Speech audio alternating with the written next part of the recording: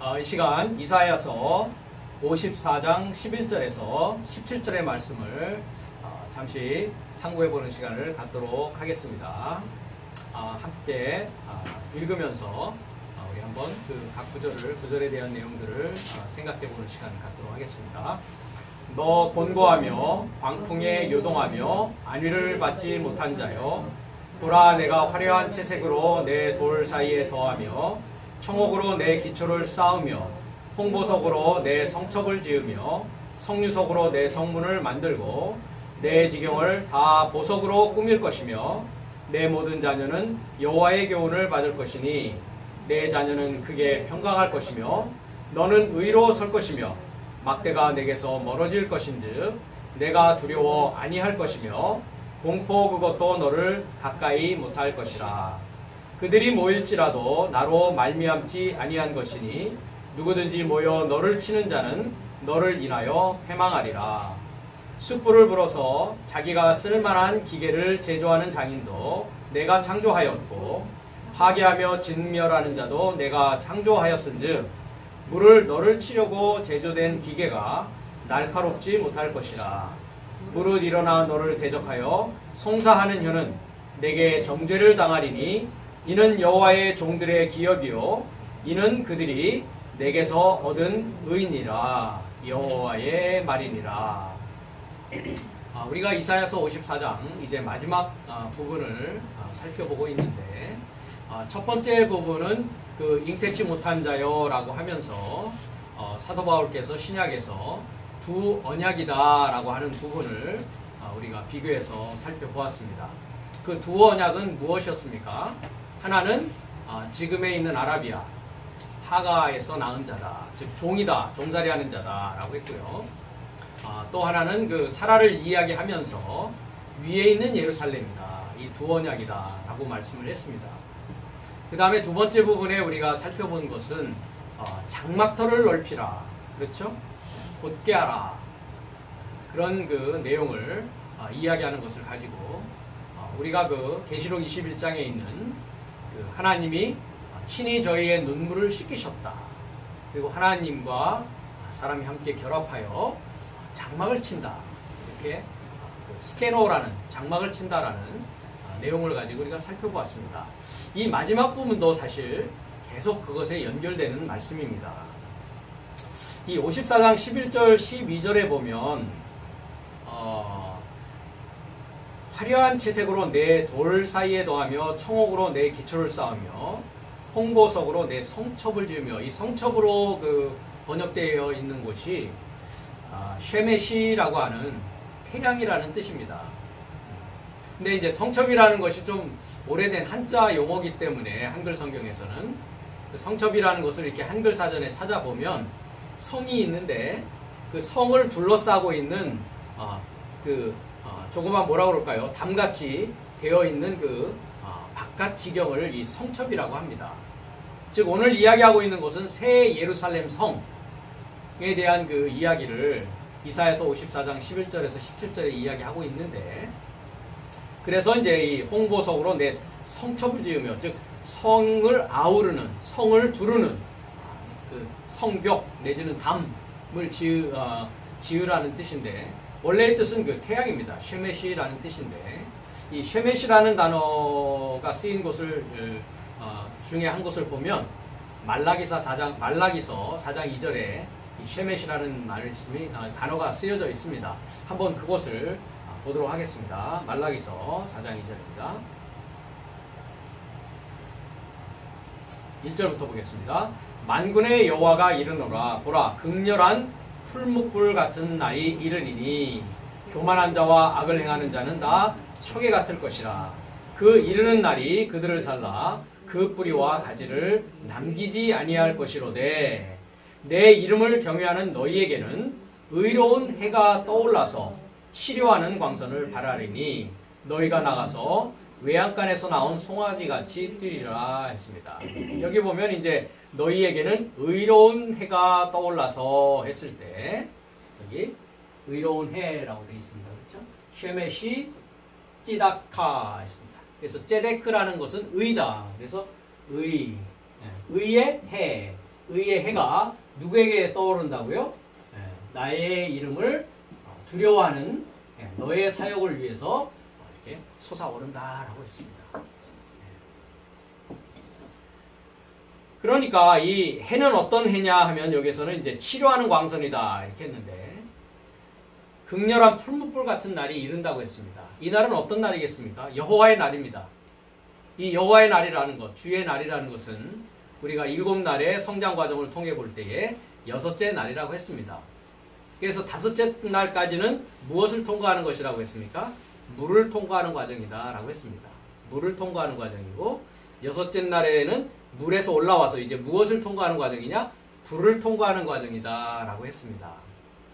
그래서 우리가 고린도서를 보면 공력이 나타나는데 자기가 기초에 세운 것에 따라서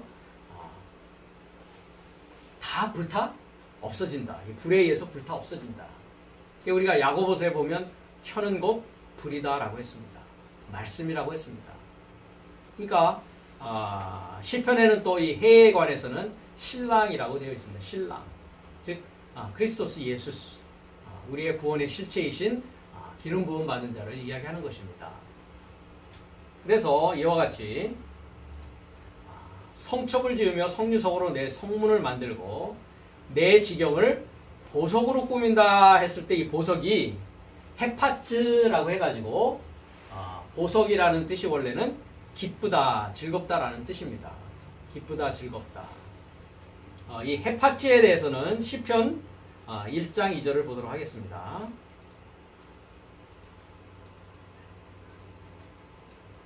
1절부터 봅니다. 복 있는 사람은 악인의 꾀를 쫓지 아니하며 죄인의 길에 서지 아니하며 오만한 자의 자리에 앉지 아니하고 오직 여호와의 율법을 즐거워하여 그 율법을 주야로 묵상하는 자로다. 저는 시냇가에 심은 나무가 시절을 쫓아 마실을 맺으며 그 잎사귀가 마르지 아니함 같으니 그 행사가 다 형통하리로다 했습니다. 여기에서 여호와의 말씀을 즐거워하며 했을 때 헤파츠라는 그 단어를 쓰고 있습니다. 그러니까 보석이라고 되어 있는 것이 헤파츠, 즐거움이라는 것입니다. 무엇에 대한 즐거움을 얘기하고 있습니까? 여호와의 율법, 여호와의 율법을 즐거워하는 것입니다. 그래야 어떻게 됩니까? 여호와의 율법을 즐거워해야 태양과 같은 광선, 치유하는 광선이 나올 것이라는 것이죠. 그 자는 시냇가에 심은 생명나무의 역할. 그래서 우리가 계시록 22장에 가면 생명나무에서 나오는 잎이 무엇을 합니까? 만국을 치료하는, 소성케 하는 역할을 한다는 것입니다. 그래서 이와 같이 새 예루살렘이 된 모습은 보석으로 꾸며진 모습이고 그 새 예루살렘 성은 우리가 계시록 21장에 가면 신랑으로부터 뭐가 되어졌다고 합니까? 수리되어졌다, 단장되어졌다, 정리정돈되어진 모습이다라는 것입니다. 그래서 그리스도스 예수스와 이제 결혼되어진 하나가 되어져서 이제 어떤 삶을 살게 됩니까? 하나님의 삶을 살아가는 그 모습을 이사야서 54장도 이야기하고 있다라는 것입니다. 그래서 이 모습과 우리가 비교할 수 있는 곳이 계시록 21장 18절에서 21절의 말씀입니다. 보석으로 꾸며져 있는 모습. 계시록 21장 18절을 보겠습니다.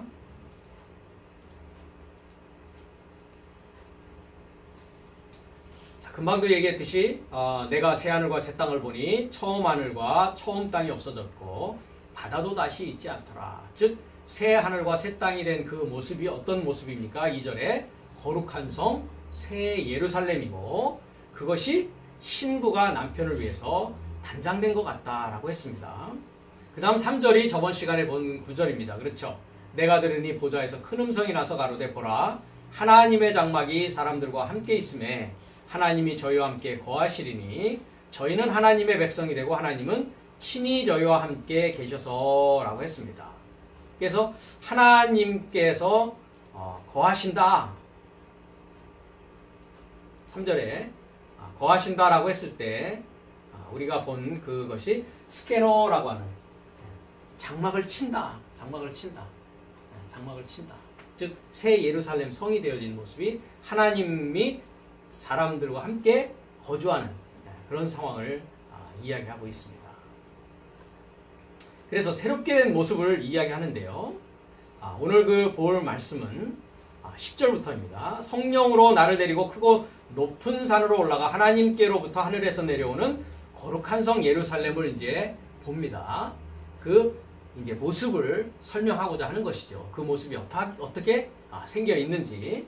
11절입니다. 하나님의 영광이 있음에 그 성의 빛이 지극히 귀한 보석 같고 벽옥과 수정같이 맑더라. 크고 높은 성곽이 있고 12문이 있는데 문에 12천사가 있고 그 문들 위에 이름을 썼으니 이스라엘 자손 12지파의 이름이들이라. 성곽에 이제 문이 있는데 거기에 문에 12천사가 있고 문들 위에 이름이 있는데 어떤 이름이라고요? 12지파의 이름이 있다. 동편의 세 문, 북편의 세 문, 남편의 세 문, 서편의 세 문이니 그 성의 성곽은 12기초석이 있고 그 위에 어린 양의 12사도의 12이름이 있더라. 자, 이제 문에는 12지파의 이름이 있었습니다. 강문에. 그 다음에 기초에는 어떻습니까? 파운데이션은 사도의 12이름이 있다. 그래서 이 12이라는 숫자가 어떤 의미라고 했습니까? 부하여지다. 둘이라는 것은 탈바꿈. 그래서 탈바꿈되어서 부하여진 상태를 말합니다. 그러니까 여섯째 날의 입장은 어떤 입장입니까? 우리가 마태복음 5장을 보면 영으로 가난한 자는 행복하다. 그렇죠? 저희가 위로를 받을 것입니다. 라고 했습니다. 거기서 이제 한글 성경에서는 심령이 가난한 자는 복이 있나니라고 했습니다. 원문은 마카리오이 해가지고 행복한 삶이다. 즉 영으로 가난한 겁니다. 영으로 가난한 것. 그러니까 영의 거지가 된 상황입니다. 그럼 거지는 어떻습니까? 많이 먹어야 됩니다. 그렇죠? 배가 고프기 때문에. 그래서 주님께서 그러시죠. 바리새인과 사두개인들이 이런 얘기를 합니다.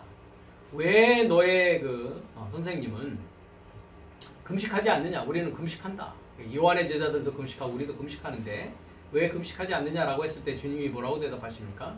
혼인집 신랑이 거기에 아들들입니다. 아들들과 함께 있을 동안에 금식할 수 있느냐? 그렇지만 금식할 날이 온다. 이렇게 얘기를 합니다. 즉 영으로 가난한 삶이라는 것은 어떤 상황이냐면 혼인집 안에서 혼인집 주인이신 신랑과 크리스토스 예수와 열심히 먹는 그런 상황입니다. 열심히 먹는다는 것은 우리가 물질적인 음식을 먹는 것을 이야기하는 것이 아니라 무엇을 먹는 것입니까? 하늘로서 내려온 산떡이신 주님의 몸과 그 다음에 주님의 피. 나는 참 음료다. 내 살을 먹고 내 피를 마시지 않으면 살아있는 생명을 가질 수 없다라는 말씀입니다. 즉 주님으로부터 뭐하는 상황이냐면 열심히 배우는 상황을 그렇게 비유해서 혼인집 신랑이 그의 아들들과 함께 있을 때 금식할 수 없다라고 합니다. 그렇지만 이제 주님이 떠나가시면 뭐가 시작되는 겁니까? 금식이 시작됩니다. 그 얘기는 뭡니까? 이제 마지막 아담 살려주는 영이 되어서 이제 생명을 나눠주는 그 일, 그것을 뭐라고 한다? 금식한다라고 하는 것입니다. 그것을 12이라고 합니다. 탈바꿈으로 부자가 된 상황이란 말입니다. 가난한 사람은 나눠줄 수가 없습니다. 부자가 되어야만이 나눠줄 수 있는 것입니다. 이것을 좀 이제 유식한 말로는 성부라고 합니다. 성부, 성스러운 부자. 하나님의 생명을 나눠주는 부자를 얘기하는 것입니다. 그 자를 고린도전서 15장은 마지막 아담이라고 하는 것입니다. 이 의미가 12이라는 히브리어의 의미입니다. 내게 말하는 자가 그 성과 문들과 성곽을 청량하려고 금갈대를 가졌다.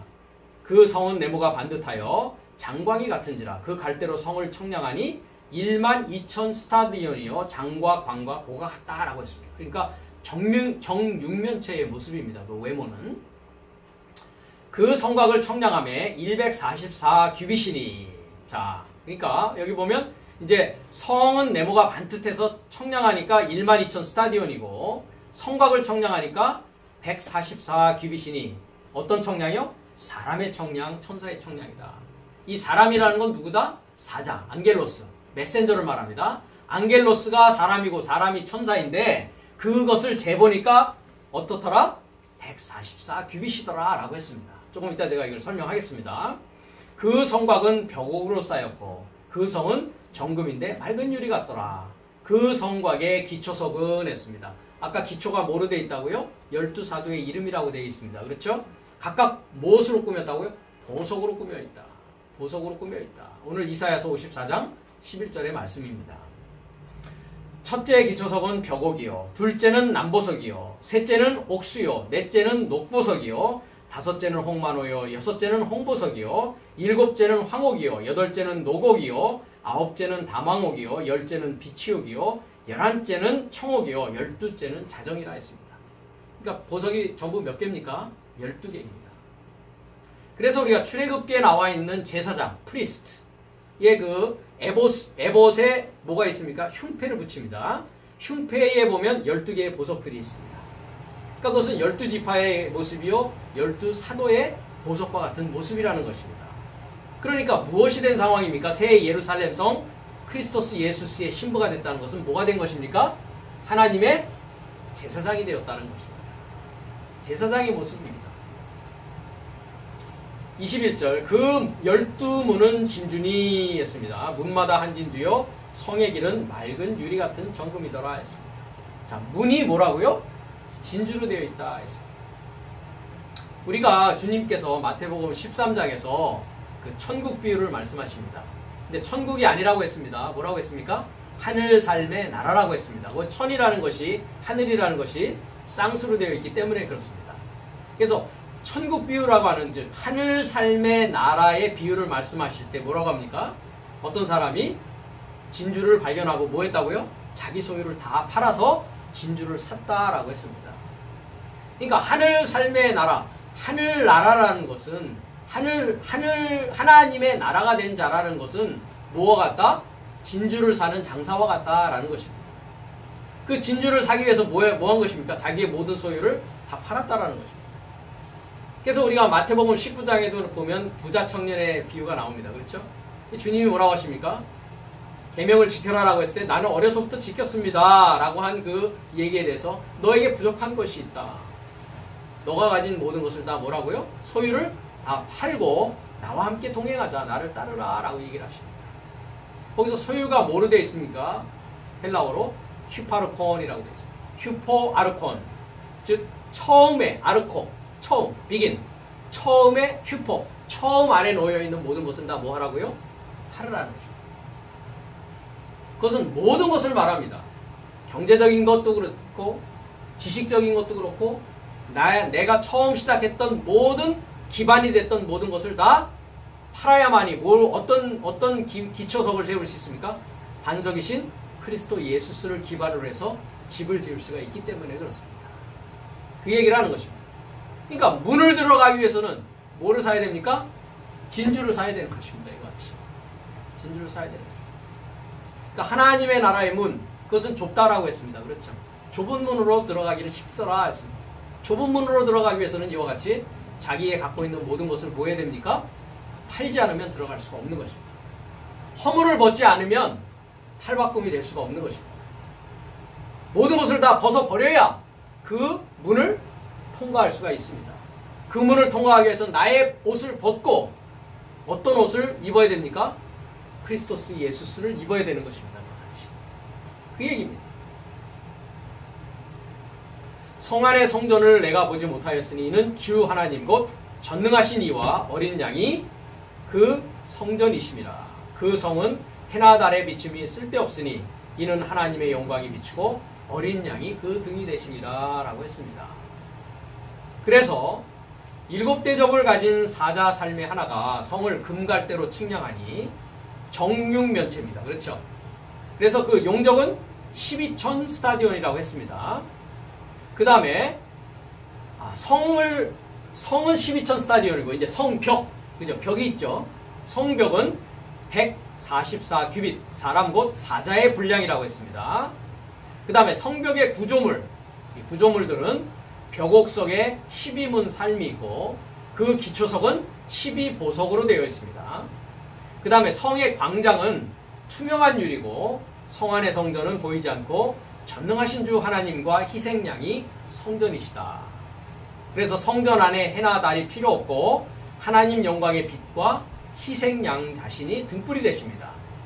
그 다음에 그 성의 광채는 수정처럼 투명한 벽옥석이고 문은 열려있는 낮이고 희생양의 성령의 증서 안에 기록된 삶만 성에 이루고자 들어갈 수 있는 거룩한 성, 새 예루살렘, 즉 최후의 아담이 완성된 모습을 이야기하고 있습니다. 그러니까 성은 어떤 상황이냐면 이 새 예루살렘 성은 완전히 투명합니다. 완전히 투명해. 그러니까 안과 밖이 다 투명한 상황. 그러니까 뭐 왜 그렇습니까? 빛이 충만한 상태이기 때문에 그렇습니다. 하나님의 지식으로 완전한 상태이기 때문에 그렇습니다.